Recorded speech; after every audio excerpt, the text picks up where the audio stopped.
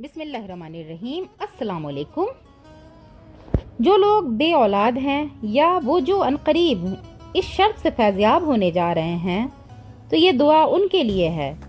دوران حمل یا اولاد کی آرزو رکھنے والے لوگ اس دعا کو کثرت سے پڑھیں تو اللہ تعالیٰ اپنی رحمت سے ان کے دامن کو صالح اولاد کی صورت میں بھر دے گا۔ یہ دعا حضرت ابراہیم علیہ السلام جب بیت المقدس میں تشریف لائے تو یہ دعا مانگی تھی۔ یہ چھوٹی سی آیت ہے، ربی حبلی من الصالحین، اے رب مجھے اولاد عطا فرما جو سعادت مندوں میں سے ہو۔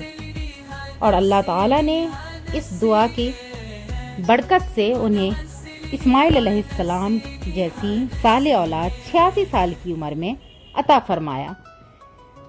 تو اس دعا کی کثرت کریں، انشاءاللہ ہر کسی کی مراد پوری ہوگی۔